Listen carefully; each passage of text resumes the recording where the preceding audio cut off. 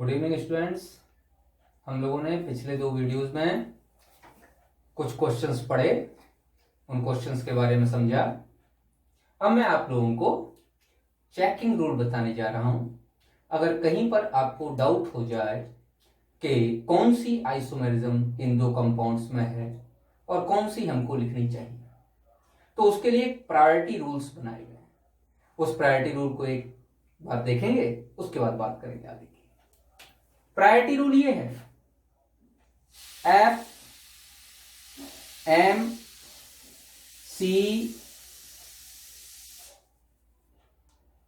P R. F से functional group isomerism, मतलब अगर किसी में आपको फंक्शनल ग्रुप आइसोमेरिज्म दिखाई दे रही है तो सबसे पहले उसी को प्रायोरिटी देंगे और वही आपका आंसर होगा। अगर नहीं है तो चेक करो बेटे, मेटामेरिज्म है या नहीं है। वो नहीं है तो फिर ये इन तीन की सेम प्रायोरिटी सीक्वेंस है, चेन, पोजीशन और रिंग चेन। ये मैं अभी आपको पढ़ाऊंगा रिंग चेन आइसोमेरिज्म क्या है, इसी के जस्ट बाद। तो ध्यान रखिएगा, F M C P R ये प्रायोरिटी ऑफ प्रेडिक्टिंग आइसोमेरिज्म, इसको कहते हैं प्रायोरिटी ऑफ प्रेडिक्टिंग आइसोमेरिज्म। किसकी सबसे ज्यादा प्रायोरिटी? फंक्शन ग्रुप आइसोमेरिज्म की, उसके बाद मेटामेरिज्म की, उसके बाद चेन पोजीशन और रिंग लगभग एक ही प्रायोरिटी में रखे जाते हैं। कभी कभी ऐसा देखा गया कि चेन को ज्यादा प्रायोरिटी दी गई है, इसलिए मैंने CPR लिख दिया है। अब इसके करने से पहले एक जो हमारी बच गई है उसको हम पढ़ लेते हैं, रिंग चेन आइसोमेरिज्म। काफी आसान है, जिससे कि आपको आगे के क्वेश्चंस में काफी सुविधा होगी। तो पहली बात मैं जो आगे बताने जा रहा हूं उसका नाम है बेटा ring chain isomerism. Ring chain isomerism क्या है ये? पहली बात वही, सेम मॉलिक्यूलर फॉर्मूला सेम होना चाहिए। दूसरी बात, one is open chain while other are या अदर इज या आर साइक्लिक चेन।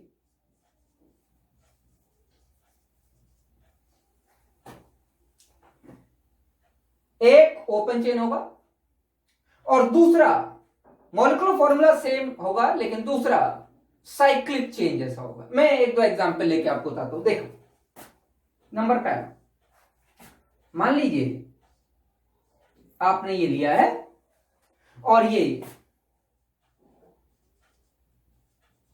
ब्यूटीन है। बेटे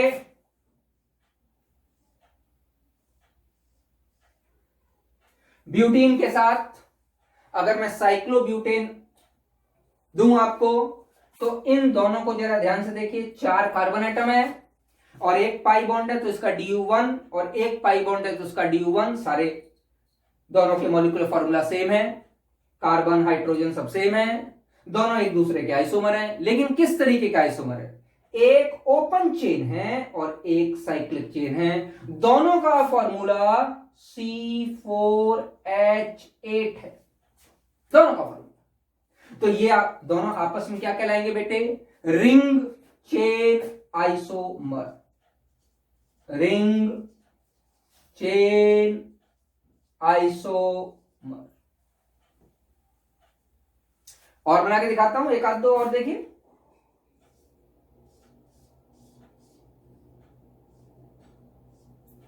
एक ये ले लिया,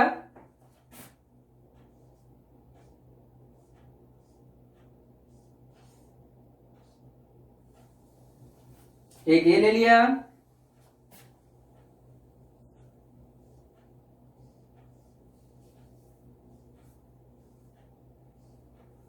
एक एक कंपाउंड ले लिया। अब आपसे कह रहा है इन तीनों में किस तरीके के आइसोमेरिज्म है, तो जरा ध्यान से देखिए। 1 2 3 4 5 कार्बन एटम, ठीक है ना। एक काम करेंगे,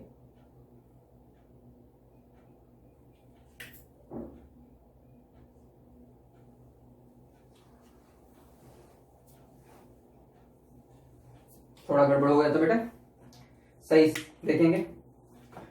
1 2 3 4 5 carbon atom, 1 2 3 4 5 carbon atom, 1 2 3 4 5 carbon atom. ये क्या है, ओपन चेन, नाम क्या है, साइक्लोपेंटा 1,3 डाइईन। 1 पर 1 2 3 4 5। तो आईयूपीएसी क्या कहती है, अगर दो या दो से ज्यादा डबल बॉन्ड्स आ जाए एक ही में, तो हम लोग उसके रूट वर्ड पेंट के आगे ए जोड़ देंगे, तो नाम हो जाएगा साइक्लोपेंटा, सॉरी इसका नाम हो जाएगा पेंटा 1,3 डाई, पेंटा 1,3 डाई। और इसका क्या नाम है, साइक्लोपेंटी। और इसका क्या नाम है, 1 2 3 4, जगह नहीं है मैं बता दे रहा हूं, 3 मिथाइल साइक्लोपेंटी, ये नाम। इनमें क्या दिखाई दे रहा है आपको, दिखाई दे रहा है ये तो भैया रिंग है, ये तो भैया जो ओपन चेन है, और ये रिंग है और ये रिंग है। तो ये ओपन चेन है और ये रिंग है, तो ये तीनों आपस में क्या है, एक दूसरे के रिंग चेन आइसोमर। तो ये काफी सिंपल सी आइसोमरिज्म बेटे, जिसमें एक ओपन चेन होती है और एक क्या होती है, रिंग होती है। तो it is a very simple isomerism, ये आप लोग लिख सकते हैं। और इसके आगे मैं आपको अगला पार्ट बताता हूं, इसको पॉज करके लिख लो बेटे। देखो बेटा एक क्वेश्चन लिख रहा हूं, उसको जरा ध्यान से देखिए।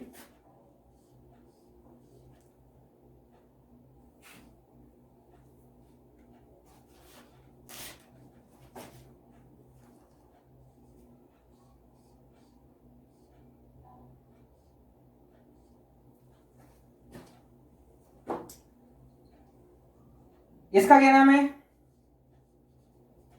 पेंटा 1,3 डाई। और इसका क्या नाम है, पेंटाइन। अब आपसे पूछा गया है कि इसमें आइसोमेरिज्म कौन सी होगी, डिस्क्राइब करो किस तरीके का आइसोमेरिज्म। तो मैंने अभी भी आपको क्या रूल समझाया है, FMCPR। सबसे पहले फंक्शन ग्रुप आइसोमेरिज्म देखेंगे, फिर देखेंगे मेटामेरिज्म, और चेन पोजीशन और रिंग चेन की एक ही पोजीशन मानी, मतलब एक ही प्रायोरिटी मानी जाएगी। चलिए इसमें बात करते हैं। पेंटा 1,3 डाइईन, इसमें फंक्शन ग्रुप क्या है, डाइईन, दो डबल बॉन्ड। और यहां पेंटाइन, इस पेंटाइन में फंक्शन ग्रुप कौन सा है बेटे, पेंटाइन में फंक्शन ग्रुप है ट्रिपल बॉन्ड, मतलब आइन। तो इसमें जो फंक्शन ग्रुप है वो डाइईन है, और इसमें जो फंक्शन ग्रुप है वो आइन है। तो सबसे पहले मैंने क्या बताया, सबसे पहले प्रायोरिटी किसको दी जाएगी, फंक्शन ग्रुप आइसोमेरिज्म को। तो क्या इसमें पाई जा रही है, जी हां इसमें पाई जा रही, हो गया फंक्शनल ग्रुप आइसोमर्स। चलिए एक और करके देखते हैं।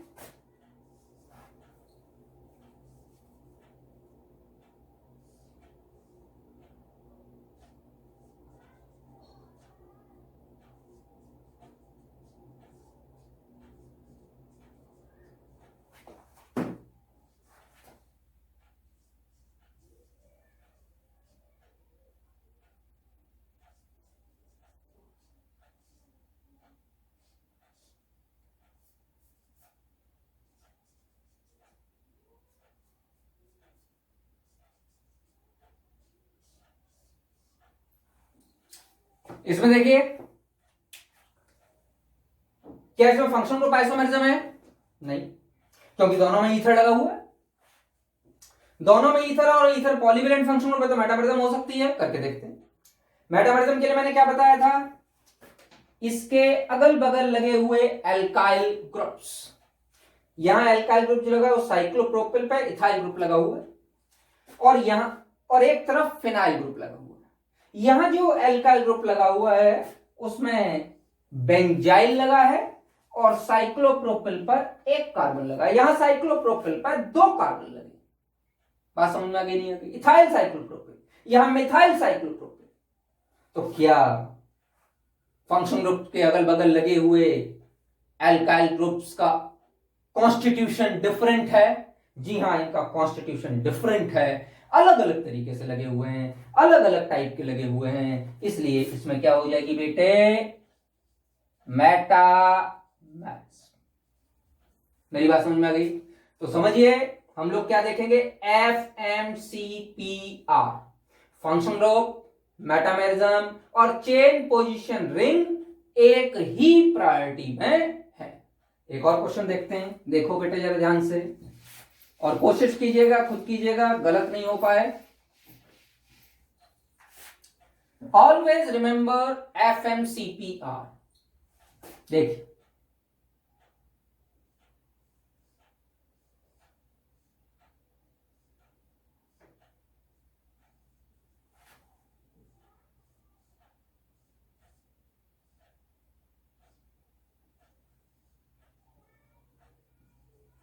आपसे पूछा गया है इन दोनों कंपाउंड के बारे में बताइए।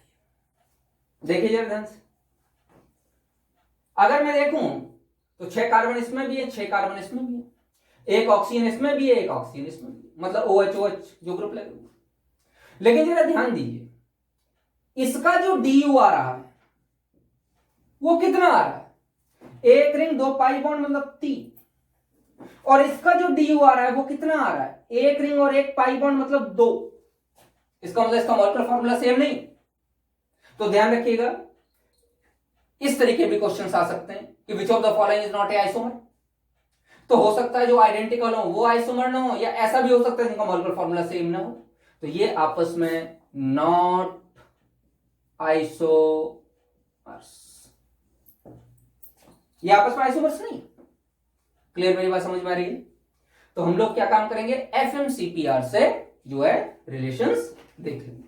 अब बेटे टाइम आ गया है कि मैं आपको टाटोमेरिज्म के बारे में पढ़ाना शुरू करूं, तो आप लोग ये पॉज करके लिख लो। देखिए बेटे, अब हम लोग एक बहुत इंपॉर्टेंट टाइप की आइसोमेरिज्म पढ़ने जा रहे हैं जिसका नाम है टाटोमेरिज्म। इससे क्वेश्चंस बहुत आते हैं, थोड़ी सी डिफरेंट है, थोड़ी सी मैकेनिज्म बेस्ड है। मैंने डेफिनेशंस लिख रखी हैं जिससे कि आप लोग आराम से लिख सकें, इसे कॉपी डाउन कर सकें। इसकी डेफिनेशन मैं समझा रहा हूं, इसको बहुत ध्यान से समझना बेटा। ये इतनी आसान नहीं है कि आपको डेफिनेशन से समझ में आ जाए, फिर भी मैं कोशिश करता हूं। ये काफी लंबी आइसोमेरिज्म, काफी लंबा इसका टॉपिक चलेगा। जितना मैं बताते जाऊं करते जाइए, कोई भी सवाल गलत नहीं होगा। चलिए पढ़ते हैं एक बार। It is a special type of, क्या लिखा है? Functional group isomerism. ये एक तरीके की functional group isomerism in which a single compound, कोई एक compound, is present in its 2 different forms, अपनी 2 अलग अलग फॉर्म्स में एग्जिस्ट करता है, and both the forms are so quickly interconvertible. 2 different forms हैं, सिंगल कंपाउंड की हैं और आपस में एक दूसरे में इंटर कन्वर्ट हो रही हैं। They are so quickly interconvertible into each other that there exists a dynamic equilibrium between them. उनके बीच में एक डायनेमिक इक्विलिब्रियम एस्टैब्लिश हो जाता है। हमेशा ध्यान रखिएगा, वैसे तो फिजिकल केमिस्ट्री बताऊंगा मैं आप लोगों को, जब केमिकल इक्विलिब्रियम बताऊंगा। Equilibrium is always dynamic in nature. चलिए क्या क्या है? एक कंपाउंड 2 डिफरेंट फॉर्म्स में प्रेजेंट है, दोनों फॉर्म्स आपस में बहुत तेजी से इंटर कन्वर्ट हो रही है, मतलब रिएक्शन इज रिवर्सिबल, इतनी तेजी से कि उनके बीच एक डायनेमिक इक्विलिब्रिया एस्टैब्लिश्ड। बेटा इसके नीचे भी मैंने लिखा है, इसको भी लिखना, ध्यान दो। इसके वेरियस नेम्स है, टाटोमेरिज्म, कीटोनॉल आइसोमेरिज्म, एलिलोमॉर्फिज्म, डेस्मोट्रॉपी, डायनेमिक आइसोमेरिज्म, आइनोट्रॉपी, एलिलोट्रॉपी, इस तरीके के वेरियस इसके नाम है। लेकिन हमको तो बेटा उतना ही पढ़ना है जितना कि हम 12th क्लास का सिलेबस है, नीट का सिलेबस है या जेई का सिलेबस है। तो मैं उसके वो सारे के सारे पार्ट आपको बताऊंगा जो आपके नीट में, जेई में और क्लास 12th के सिलेबस में आते हैं। इसको आप कॉपी डाउन कीजिए। 1 मिनट रुकिएगा। एक ये एग्जाम्पल मैंने लिखा है, इसके बारे में मैं बता देता हूं क्योंकि मैंने इसको कॉमन नेम में आपको बताया है। एसिटल्डिहाइड और विनाइल एल्कोहल, ये दोनों एक दूसरे में चेंज होते हैं। ये इन दोनों के बीच में डायनेमिक इक्विलिब्रिया आपको दिखाई दे रही है। एसिटल्डिहाइड मोर स्टेबल है, इसलिए अगर इस रिवर्सिबल रिएक्शन की बात करो तो जो रिएक्शन का पूरा इक्विलिब्रिया है that will be shift in the backward direction. Acetaldehyde more than 99% पाया जाता है और काफी कम अमाउंट विनाइल अल्कोहल। जब मैंने विनाइल अल्कोहल का आपको फॉर्मूला कॉमन नेम में बताया था तो मैंने बताया था it is a highly unstable species. यही कारण है कि इसमें टाटोमेरिज्म पाई जाती है। टाटोमेरिज्म पाई जाने के कारण ही विनाइल अल्कोहल के फॉर्म में न रह के एसिटल्डिहाइड में कन्वर्ट होने की पूरी कोशिश करता है और रिएक्शन या जो है वो बैकवर्ड डायरेक्शन में शिफ्ट हो जाती है। लेकिन ऐसा करता क्यों है और क्यों होता है, इन सब के बारे में हम लोग पढ़ेंगे। तो इसको आप एक बार नोट डाउन कर लो बेटे। बेटे देखिए, टाटोमेरिज्म को ब्रॉडली हम लोगों ने 2 पार्ट्स में डिवाइड कर रखा है। एक का नाम है ट्राइड सिस्टम और दूसरे का नाम है डायड सिस्टम।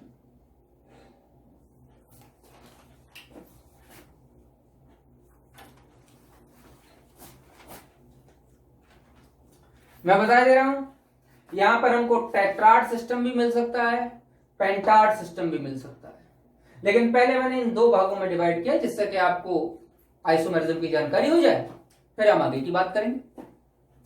पहले मैं ट्राइड सिस्टम की जानकारी आपको देता हूं। तो अभी तो हम डायड सिस्टम भी बाद में पढ़ेंगे, पहले जो सिस्टम पढ़ेंगे उसका क्या नाम है, ट्राइड सिस्टम। इसको लिख लिया, इसको मैं हटा दे रहा हूं। सबसे पहले जो सिस्टम पढ़ेंगे कह रहा है only possible when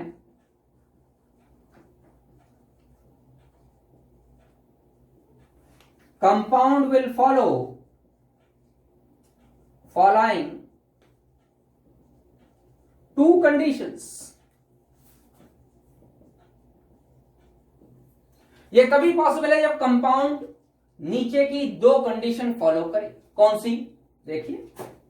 number first, structure of compound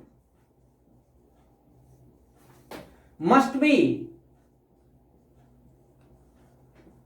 of the type, कौन सा type, X double bond Y single bond Z. बेटे Z must be sp3 and there must be minimum of 1 hydrogen atom attached to Z।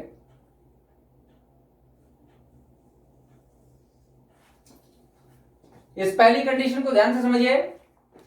Compound का structure X double bond Y single bond Z होना चाहिए। Z must be sp3, Z sp3 hybridized होना चाहिए। There must be minimum of 1 hydrogen atom attached to Z, और Z के पास कम से कम 1 hydrogen atom होना चाहिए। यह पहली कंडीशन है। बेटा ध्यान दीजिए, मैंने यहां पर एक्स वाई जेड के बारे में कुछ नहीं बताया, कार्बन है, नाइट्रोजन है, ऑक्सीजन है, कुछ नहीं बताया, ये स्ट्रक्चर होना चाहिए बस। Condition number 2, they are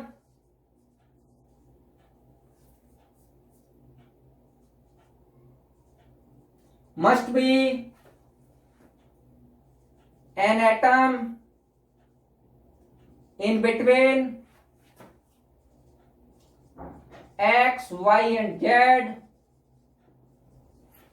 which is more electronegative than carbon.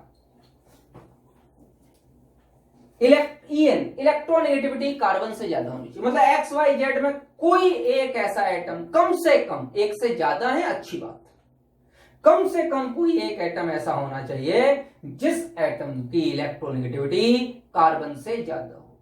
बेटा मैं बताए दे रहा हूं, मोस्टली हमको जो मिलता है वो ऑक्सीजन और नाइट्रोजन। मेरी बात समझ में आ रही है? वैसे तो इलेक्ट्रोनेगेटिविटी का सीक्वेंस आपको मालूम होगा, मैं बताए दे रहा हूं फिर भी। सबसे ज्यादा फ्लोरीन, फिर ऑक्सीजन, फिर नाइट्रोजन, समझ में आता है? उसके बाद क्लोरीन, ब्रोमीन और आयरन। तो हमारे पास मेनली मैंने आपको बताया कि ऑक्सीजन, नाइट्रोजन जैसे एलिमेंट इसमें प्रेजेंट होते हैं जो कि कार्बन से ज्यादा इलेक्ट्रोनेगेटिव है। एक बार दोबारा क्या बताई, कौन सी 2 कंडीशन? ट्राइड। पहली बात तो ट्राइड, 3 होने चाहिए, तो एक्स वाई जेड 3 ही एटम। स्ट्रक्चर होना चाहिए एक्स और वाई के बीच में डबल बॉन्ड, वाई और जेड के बीच में सिंगल बॉन्ड, और जेड से कम एक हाइड्रोजन एटम अटैच। इसके साथ साथ ZsP3 भी होना चाहिए, जेड के साथ एक हाइड्रोजन एटम अटैच हो, ZsP3 हो, स्ट्रक्चर हो। एक कंडीशन पूरी। दूसरी कंडीशन, एक्स वाई जेड के बीच में कोई एक एटम ऐसा होना चाहिए जो एटम कार्बन से ज्यादा इलेक्ट्रोनेगेटिव हो। मोस्टली क्या हो सकता है, ऑक्सीजन या नाइट्रोजन। बेटा ये दोनों ही कंडीशंस काफी इंपॉर्टेंट है, आप पॉज करेंगे और इसको लिख लेंगे, ठीक है? देखिए बेटे, मैंने एक क्वेश्चन लिखा है, which of the following will show tautomerism. आपको सिर्फ राइट और रॉन्ग लगाना है, जिसके लिए मैं आपको टाइम दूंगा, ठीक है? तो राइट और रॉन्ग लगाना है, और राइट रॉन्ग लगाने के बाद मुझे बताना है कि आपको पिछली वाली जो रूल्स हैं वो समझ में आए या नहीं आए, ठीक है? और ये 10 मैंने दिए हैं आपको, इन 10 में से कितने में टाटोमेरिज्म पॉसिबल होगी, ठीक है ना? उसके लिए मैं आपको टाइम दे रहा हूं, आप कीजिए, फिर बताता हूं। हाँ तो बेटे आप लोगों ने ट्राई किया, मैं अब आप लोगों को एक एक करके समझा रहा हूं और समझिए। वैसे तो मैं आपको आंसर बता देता हूं पहले, इसमें भी होगी, इसमें भी होगी, इसमें भी होगी, इसमें भी होगी, इसमें नहीं होगी, सॉरी, इसमें भी नहीं होगी बेटे, इसमें होगी, इसमें भी होगी, इसमें भी होगी, और इसमें 5 और 6 इन दोनों में टाटोमेरिज्म नहीं होगी, बाद बाकी में टाटोमेरिज्म होगी। एक एक करके देखते हैं, इंटरेस्टिंग है, बहुत मजा आएगा। देखिए पहला है CH3 COCH। क्या कहा गया? पहला कंडीशन ये है कि structure X double bond Y single bond Z होना चाहिए, ZsP3 होना चाहिए, और Z से एक हाइड्रोजन लगी होनी चाहिए। और दूसरी कंडीशन ये है कि X, Y या Z में से कोई एक ऑक्सीजन, नाइट्रोजन जैसा, मतलब कार्बन से ज्यादा इलेक्ट्रोनेगेटिव होना चाहिए। एक एक करके इधर देखिए मेरे साथ। इसमें कोई स्ट्रक्चर दिखाई दे रहा है आपको? बिल्कुल दिखाई दे रहा है। X डबल बॉन्ड Y, अब बेटा ये भी CH3 और ये भी CH3, तो किसी को भी आप Z ले सकते हो। पहली कंडीशन का आधा पार्ट फुलफिल हो गया कि structure X double bond Y single bond Z है। क्या जेड sp3 है? जी हां, जेड sp3 है। और क्या जेड पर एक हाइड्रोजन है? एक क्या, जेड पे तो 3 हाइड्रोजन लगे हुए हैं, हमें तो एक ही चाहिए, तो yes this is the correct option. यहां हो। दूसरा उसने क्या कहा है,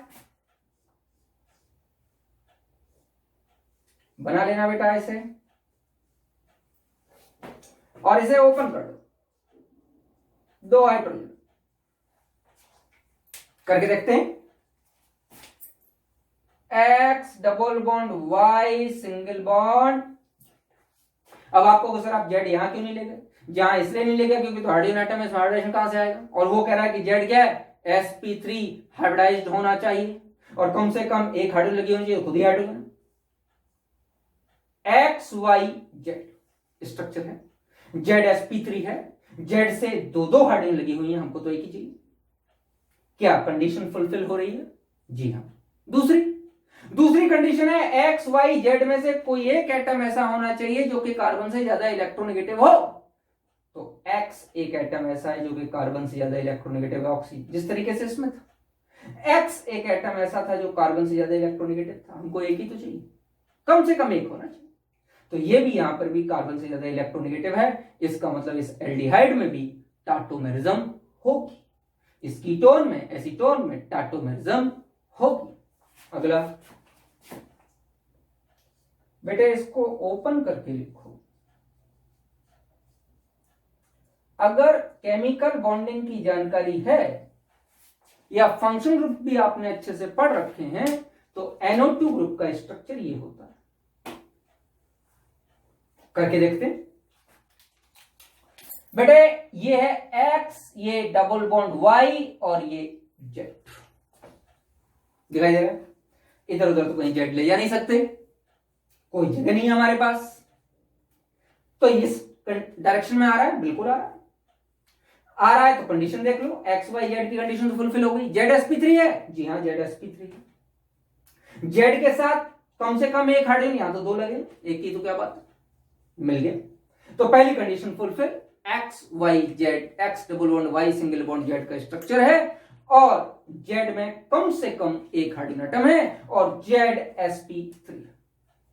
दूसरी कंडीशन, एक्स वाई जेड में कम से कम कोई एक ऐसा एटम जो कि मोर इलेक्ट्रोनेगेटिव देन कार्बन हो। यहां तो एक्स और वाई दोनों ही मोर इलेक्ट्रोनेगेटिव देन कार्बन है, एक्स और वाई दोनों ही मोर इलेक्ट्रोनेगेटिव देन कार्बन है, इसका मतलब सेकंड कंडीशन भी फुलफिल हो रही है। और अगर हमारी सेकंड कंडीशन भी फुलफिल हो रही है तो इसमें भी टाटोमेरिज्म। ध्यान दीजिएगा, तीसरा भी मैंने कहा। चौथा C6H5OH। बेटा इस ऊपर वाले को मिटा रहा हूं थोड़ा सा,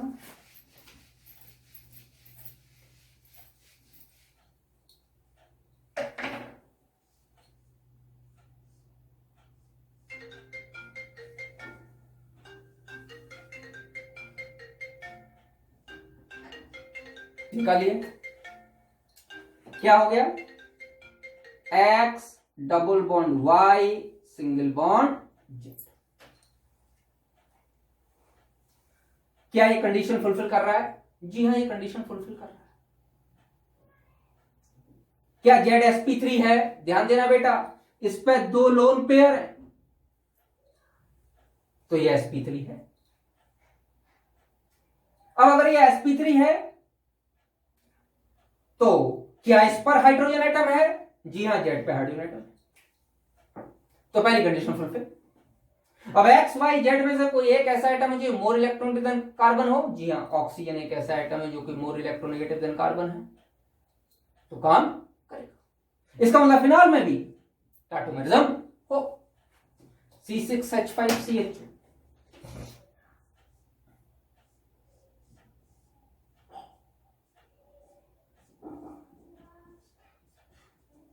यही तो है, बना के देखिए। X double bond Y single bond Z, नहीं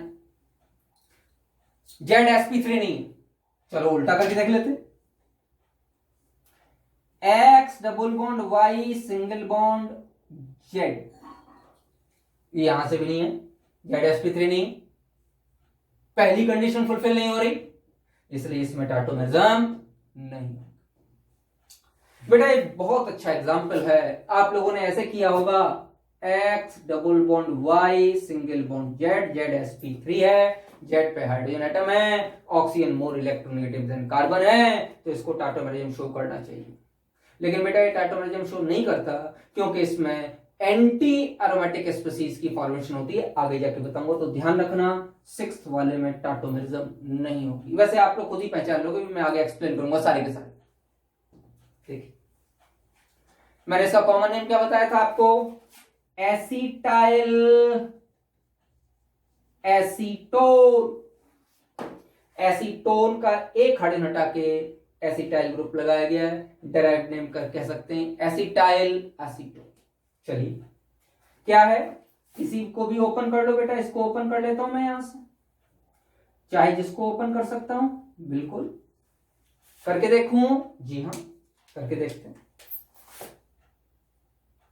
X double bond Y single bond.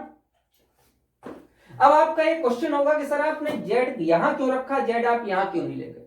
ध्यान देना बेटे, जो ये Z है ये दो sp2 हाइब्रिडाइज्ड कार्बन से जुड़ा हुआ है, और जो भी CH2 ग्रुप दो sp2 हाइब्रिडाइज्ड कार्बन से जुड़ा होता है, वो उससे लगी हुई हाइड्रोजन एसिडिक हो जाती है, और वो CH2 group active methylene group कहलाता है।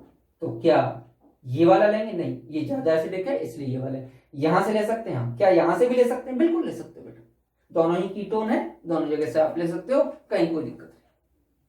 तो ये क्या टाटोमेरिज्म शो करेगा, बिल्कुल आराम से शो करेगा, दोनों कंडीशन फॉलो हो रही। ये बेटा मैंने लिखा है एसीटो एसिटिक ईस्टर, नाम लिख देता हूं,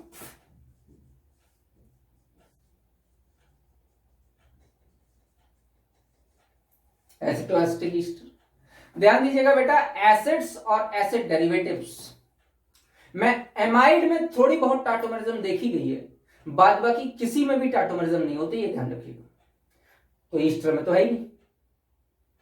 एसीटो कीटोन लगा हुआ है, करके देखते हैं, इस कीटोन को मैं यहीं कर देता हूं, ये ऊपर वाला मिटा दूं क्या, मिटा देता हूं, मिटा।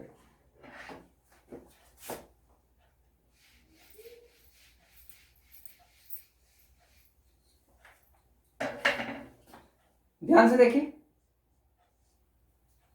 मैंने बताया एसिड और एसिड डेरिवेटिव नहीं शो करेंगे तो ये तो शो करेगा ही नहीं। इसमें देख लेते हैं X double bond Y single bond, फिर तुम कहोगे इस वाले क्यों नहीं लिए, वही सेम, दो तरफ से स्ट्रॉन्ग माइनस I या sp2 हाइब्रिडाइज्ड कार्बन से जुड़ा हुआ है, तो ये कार्बन हाईली एक्टिव है, it is active methylene group. समझ बात आ रही है। अब एक्टिव मिथाइलिन ग्रुप है तो क्या हो जाएगा बेटा, ये यहां पर टाटोमेरिज्म शो।